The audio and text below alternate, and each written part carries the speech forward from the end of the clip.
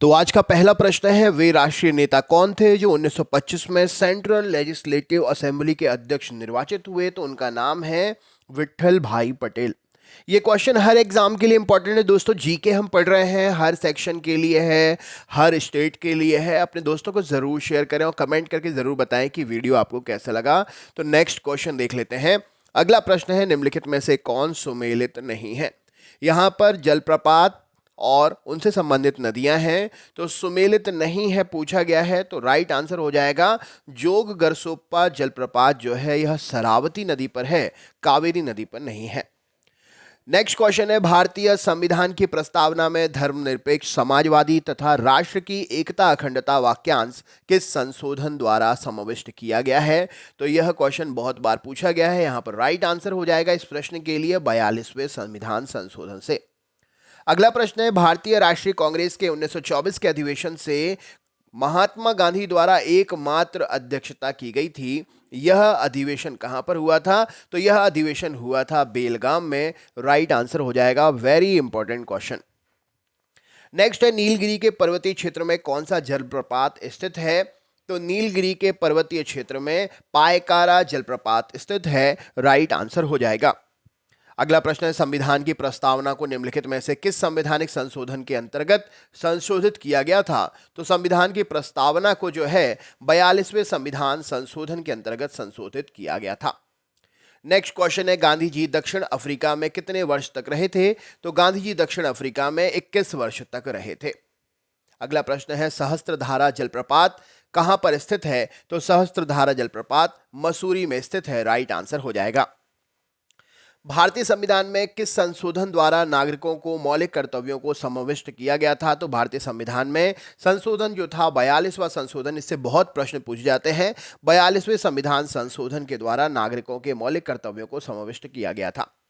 अगला प्रश्न है, निम्नलिखित में से किसने सभी तीनों गोलमेज सम्मेलनों में भाग लिया था? तो बी आर अम्बेडकर जी ने सभी तीनों गोलमेज सम्मेलनों में भाग लिया था। नेक्स्ट क्वेश्चन है, शिक्षा को किस संविधान संशोधन के द्वारा राज्य सूची से समवर्ती सूची में लाया गया था? तो शिक्षा जो है 42वें संविधान संशोधन द्वारा जोड़ी गई थी। इंडिया डिवाइडेड पुस्तक के लेखक कौन थे? तो doctor Rajendra Prasad ji India divided पुस्तक के लेखक थे। नेक्स्ट क्वेश्चन है, गोकक जलप्रपात किस जिले में स्थित है? तो गोकक जलप्रपात बेलगांव जिले में स्थित है। गांधी जी ने दांडी समुद्र तट पर नमक कानून का उल्लंघन कब किया था? तो गांधी जी ने दांडी समुद्र तट पर नमक कानून का उल्लंघन 6 अप्रैल 1930 को किया था। नेक्स्ट क्वेश्चन है, महात्मा गांधी जल विद्युत उत्पादक क्षेत्र कहां पर है? तो महात्मा गांधी जल विद्युत उत्पादक क्षेत्र जोग गरसोप्पा जलप्रपात पर स्थित है।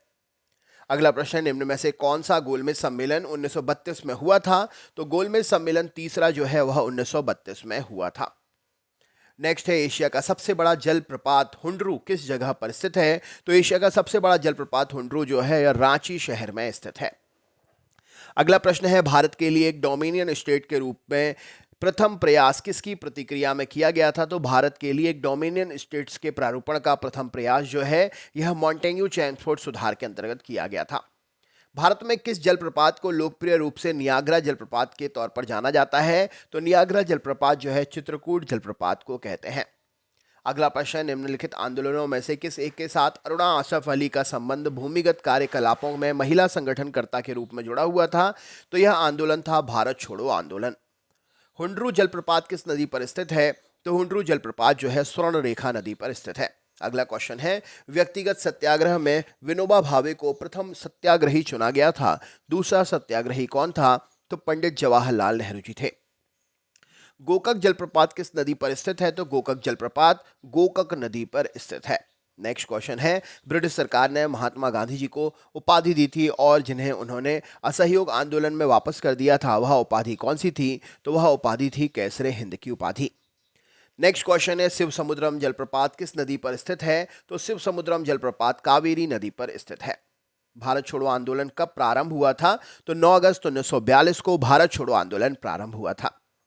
कपिलधारा जलप्रपात किस नदी पर स्थित है? तो नर्मदा नदी पर कपिलधारा जलप्रपात स्थित है। अगला क्वेश्चन है, जयप्रकाश नारायण किस पार्टी से जुड़े हुए थे? तो सोशलिस्ट पार्टी से जयप्रकाश नारायण जुड़े हुए थे। धुआंधार जलप्रपात किस नदी पर स्थित है? तो नर्मदा नदी पर धुआंधार जलप्रपात स्थित है।